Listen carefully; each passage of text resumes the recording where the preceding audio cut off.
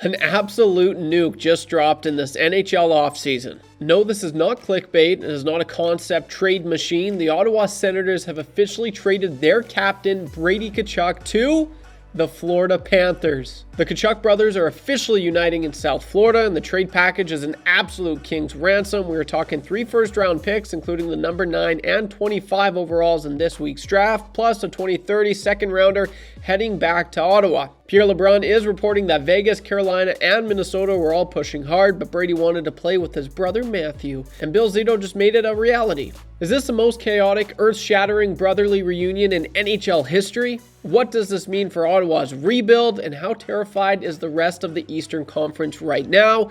In today's video, I'm breaking down the trade and sharing my thoughts on just a massive deal in the offseason. What are your guys' thoughts? Let's talk about it.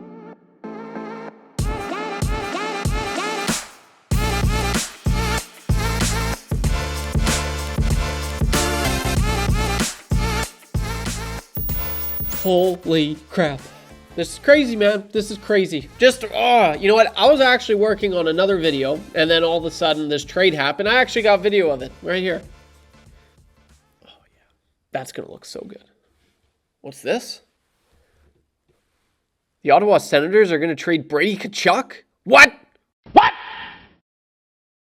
What the fuck? In all seriousness, I was working on another beauty, and you guys are going to absolutely love this video. I can't wait to show it to you. Spent quite a bit of time working on it, so there is that, but I have to obviously talk about this. This is pretty crazy news. Initial thoughts, guys. Like, what are your thoughts? What are your thoughts? I have my thoughts, but who wins this trade? Right now, it's so easy to say that the Florida Panthers obviously win this trade. You know, what can this look like in a few years? Like, this is that kind of trade where you really don't know who won it when, you know, you see the whole, how everything unfolds. So probably in 3 to 4 years, you know, probably right around 3 years, we'll have a good idea on who actually came up on top of this trade. But for right now, I mean, it's no question the Ottawa Senators get significantly, not nearly as good, and the Florida Panthers get way better, way better. And yeah, so what, like, I will say, this is the question of the video, and I kind of want to, you know, a lot of angles people will speak to this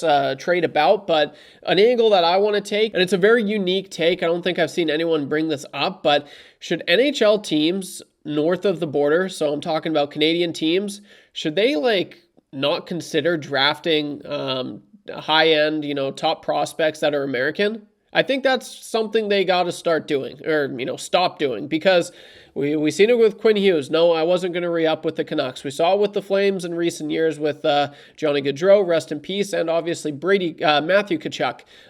Surprisingly enough, the Winnipeg Jets, they're Americans, and Kyle Connor and Connor Hellebuck, they re-upped in Winnipeg, which is kind of surprising. But now we're seeing it with Brady Tkachuk as well, and you know, that I think that's all the examples that I have. But those are, you know, and Austin Matthews, I would not be surprised at all if he wants to, you know, I know they got the first overall pick, but I still wouldn't be surprised if he goes to, you know, somewhere south of the border. But I honestly think that's something you got to start considering, because you look at the Vancouver Canucks, like, everything was looking so good, and then turns out the player, the captain of your team, he doesn't want to be there. So it sets you, like, and just when you started, everything started going right. I know Vancouver was, you know, a whole can of worms there, and it wasn't just Quinn Hughes' situation, but JT Miller as well. Obviously, it didn't work there. Another American. So yeah, it just seems like you invest so much in these really good players that happen to be American, and then all of a sudden it's a gut punch, like a severe gut punch, and you're just like, and you have to pivot, and all of a sudden you're in a rebuild again. So that's what we're seeing with the Vancouver Canucks, who were just in a rebuild, who came out of it looking like they were going to be a cup contender for years to come. But then they have to trade their Americans. The Flames, kind of the exact same situation. They had to trade their Americans, and then it kind of set them back. And now we're seeing that with the Ottawa Senators. Now they finally broke through, you know, 2 years ago, going up against the Toronto Maple Leafs in the playoffs, and they followed up with a pretty solid season. And it took them so long to get there. And right when they get there with their number one American, you know, player and one of the best players on their team, Brady Tkachuk, he's nope, I want to trade. I'm not happy here. So then they have to rebuild again. So I honestly think that's something that Canadian teams, it sucks that they have to think that, because obviously if the best player is American, you want to draft that player, but there's going to be a risk involved, 3 years, 4 years down the road when it's time for them to re-up, and they don't want to re-up with your team. And so now all this building and all this momentum that you have, working around that said player, you have to totally shift gears, and it's a whole new plan of attack. And it's like the Ottawa Senators, I can't imagine. Like, they're probably so pissed. I know if I was a Senators fan, I would be ticked. If I was a Senators player, I'd be like, what the heck? We just spent so long trying to, get up there, and now we have to change our plan of attack, and that would suck. So I honestly think I'm very intrigued. What do you guys think about that? Because I think that's something that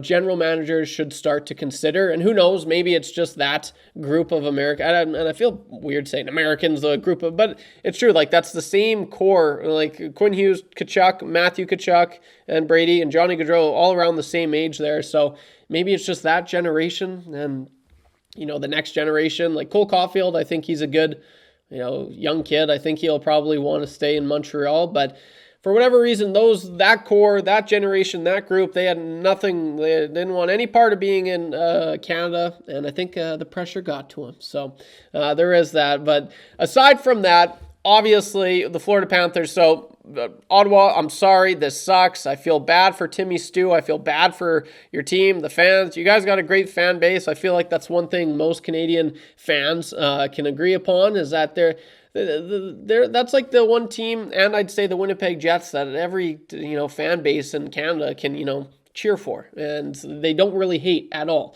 And I would put myself in that list, because I don't hate Ottawa. I don't have a bad, there's nothing. They're just there, and I feel like most Canadians actually like that team. So I feel bad.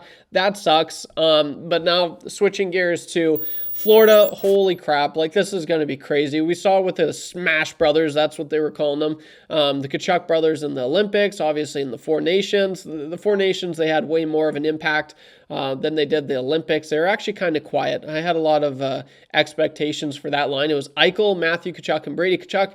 They didn't really perform that well at all, actually. But aside from that, if you have the opportunity to reunite those two, you would do it. And that's what Bill Zito did. And I tell you, man, it's just some teams, they just wheel and deal, and they just let players come to them, and they just have that luxury. And, people will bring up the state tax, which, even though Gary Bettman doesn't, he refuses to believe that has any bit or any sort of advantage for teams in the United States, but it's absolutely a fact, and it absolutely is an advantage. So he's just, I don't know, that's Gary, man.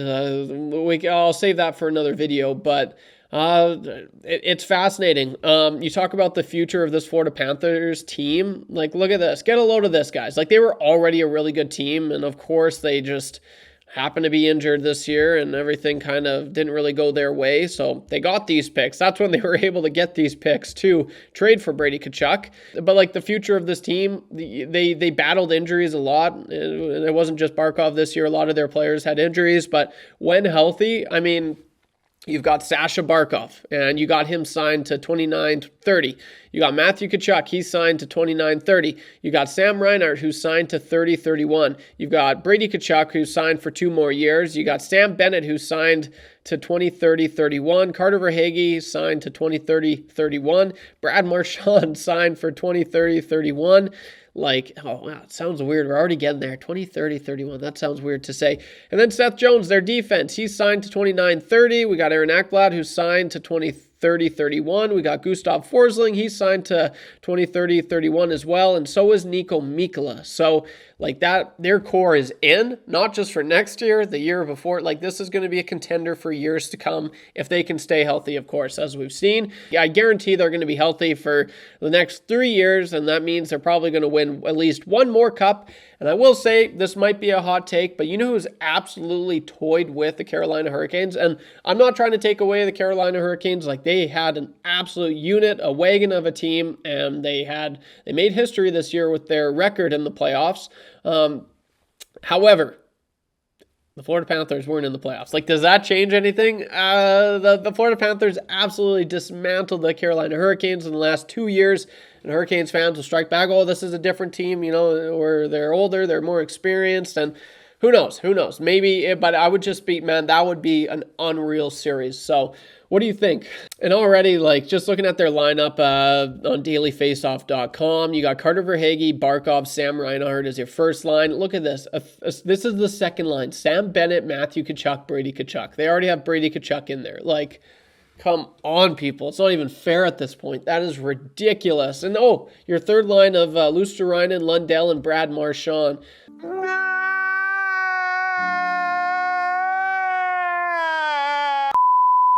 Just crazy. Like, this team's going to be so good. They have some goaltending, problems that they got to figure out. And I imagine with, I trust in Bill Zito that he's probably going to figure out, and he's probably going to find someone that just has an unreal year and just carries them. And it's just, that's how it is for some teams. It really is that easy. It's crazy.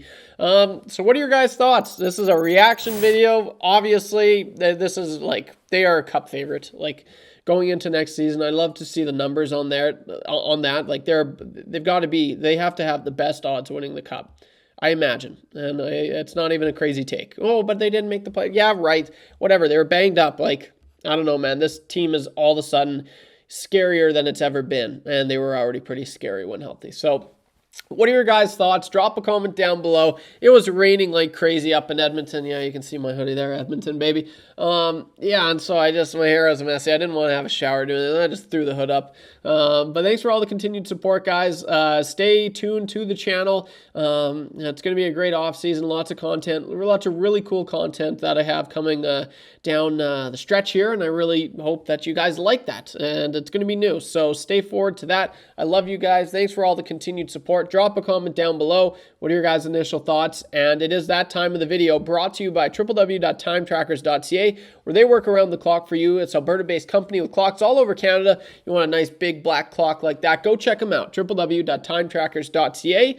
And the most liked comment in my previous video, excuse me. Okay, the most liked comment was on Taylor Hall. What if the Oilers never traded Taylor Hall? And it's from @RickGrimes4998. Holy crap, Rick Grimes? The Rick Grimes? You actually subscribe to my channel? Or maybe you're not subscribed, but you watch my video? I'll try and read this in a Rick Grimes voice. Yeah, Taylor Hall, no, that's terrible. I'm not even going to try to attempt that again. Taylor Hall and McDavid would have been the most electrifying duo if the Oilers stayed patient. The stars aligned. We had Hall, McDavid, Draisaitl, Nugent Hopkins, Everly. Like, man, come on. I could not agree anymore with you, Rick Grimes. Yeah, that's my Rick Grimes right there. So thanks for all the continued support, guys. Really, really appreciate it. I will see you in the next one. Don't be average when you can be above average.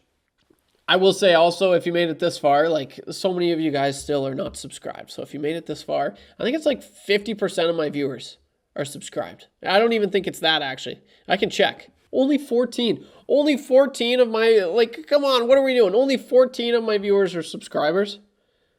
I just found that out. What are we doing, guys? Only 14. Like, if you like this content and if you're returning, it takes a second. Please smash that subscribe button. Please, please. I'm begging you, baby. That would be awesome. 14? I thought it was 50. 14? Are you kidding me? Only 14% of y'all are subscribed and you keep coming back? That's crazy, man. Anyway, don't be average when you can be above average. I'll see you in the next one.